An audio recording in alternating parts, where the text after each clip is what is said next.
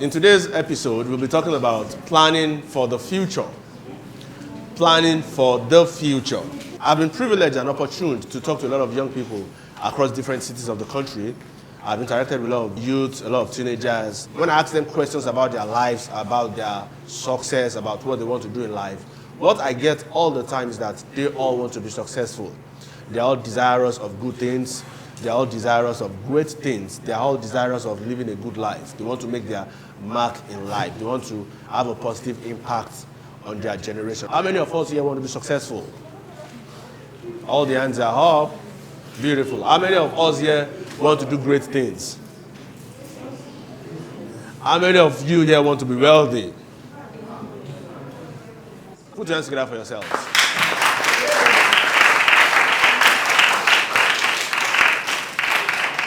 When I go around and I interact with young people, this is basically the same feel that I get.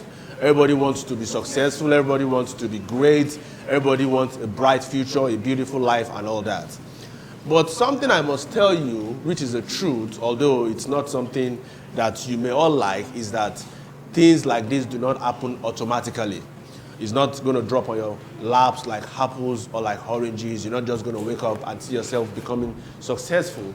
There is the space, the place for work. You have to put in effort. You have to put in determination, diligence. You have to drill yourself. You have to work your way up. It may require sacrifices. It may require you having sleepless nights, burning the midnight oil, going the extra mile, all in the bid to achieve the success that you want. An analogy I give when I talk to young people about success is that we are all here in this auditorium, in this hall. I'm talking to you on the same thing. Like, let's assume that this is a classroom. I'm your teacher. I'm talking to you. All of you are hearing the same things. I'm speaking the same thing, and all of you are hearing the words that I'm speaking at the same time. We are all hearing the same thing.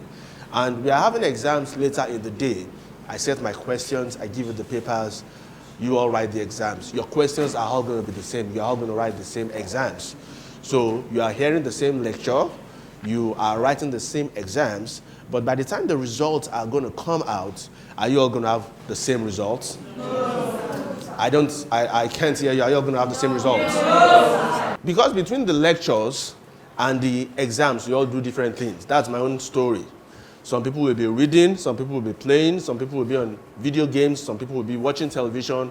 So there is no way you can all get the same results at the end of the day. It's not possible because you are doing different things in between. Now, the in-between moments of our lives are what I want to talk about today. That is the process of you planning your future. That is the process of you preparing for the life ahead of you. That is the process that is needed. That in-between is something you should pay real attention to.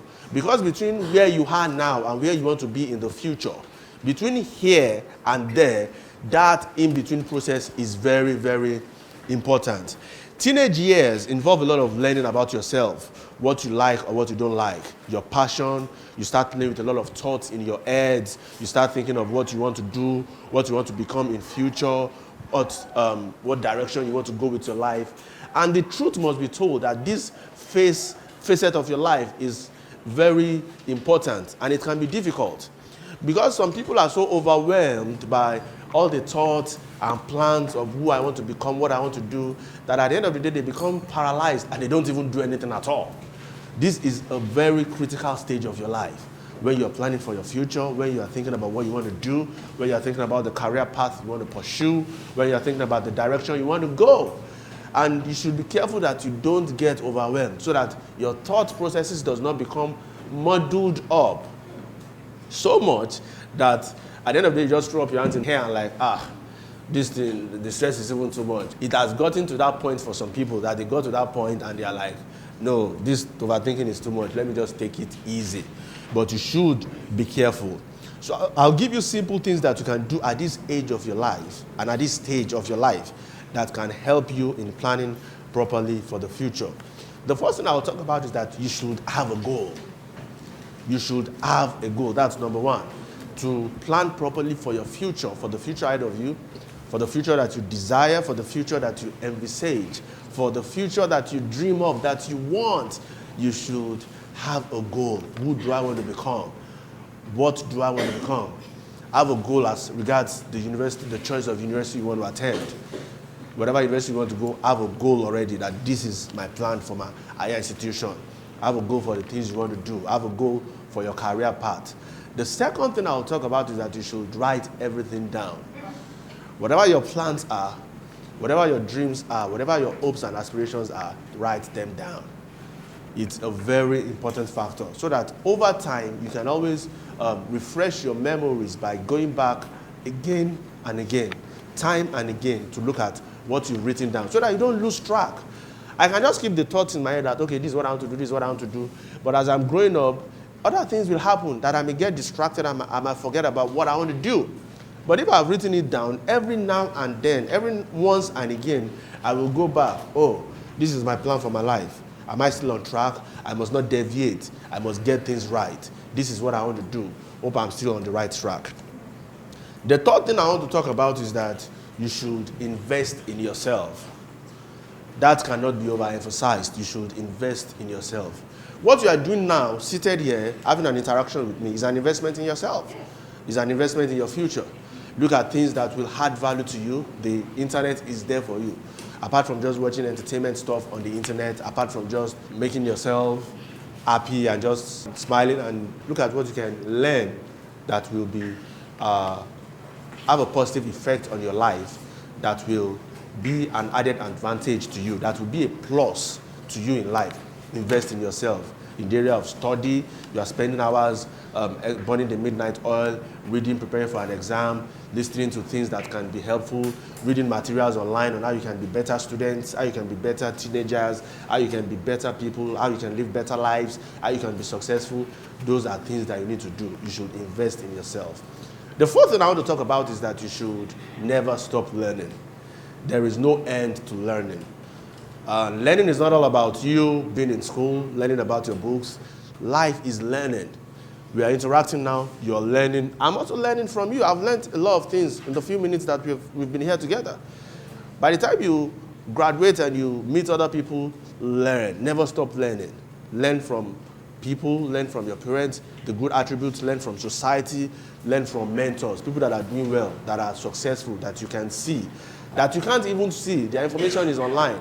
How did they make it? How did they start their life? When they were your age, what were they doing with their lives?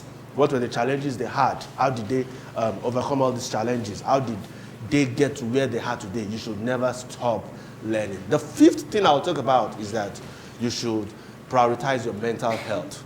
Mental health is very important. You should always be in the right frame of mind. You should always be in the right frame of mind. Make sure that nothing tampers with your mental health. Make sure that nothing tampers with your peace of mind.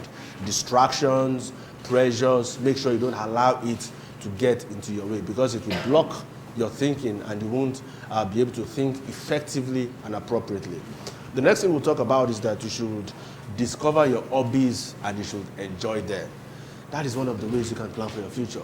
Your hobbies might be swimming, your hobbies might be reading, your hobbies might be listening to music, your hobbies might be baking, your hobbies might be, it could be anything.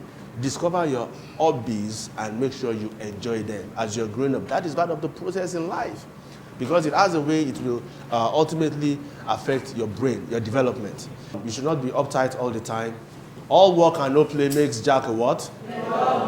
So there should be some time that you can catch your breath, you can relax, you can enjoy your hobbies. But just make sure you do the right things and you don't do things that will have adverse effects on your future.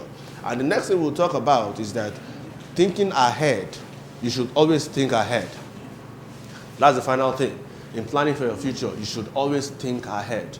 Thinking ahead will help you make healthier decisions. It will help you make safer choices for your life and for your future. If I'm thinking about my future, of who I want to become, and somebody comes and gives me a bad advice, because I'm thinking ahead already, I won't take such bad advice. If someone comes to tell me about drugs, about smoking, about drinking alcohol and all that, because I'm already thinking ahead of the kind of life, I've envisioned the kind of life and the future I want for myself, I won't be carried away with such things. As thinking ahead will always help you to make healthier choices and safer decisions for your future. What happens to a child who is forced to read all the time or gets any leisure time for his or herself? So if you are being forced to read all the time, maybe by your parents, maybe by the teachers, although it is for your own good, but there should be that breather. They should cut you some slack. There should be a time that you will catch your breath and have your time to yourself to enjoy your hobbies or to even relax your brain at best. What can be done in such a case is that the child will still have some free time. If the child is being forced to read all the time, there will still, it can't be all the time like all the time. There will still be some small spaces, some little time. So that time, the child can use it to unwind, to relax his or her brain, to maybe spend some time on his or her hobbies and catch her breath. So that by the time she's being forced to read again, since she can't escape it, he or she can't escape it, by the time he or she is being forced to read again, he or she would have been at least refreshed to a very large extent. So when you have your spare time that you are not being forced to read, look at how you can engage yourself with your hobbies, how you can refresh your mind, unwind, and give yourself some good time.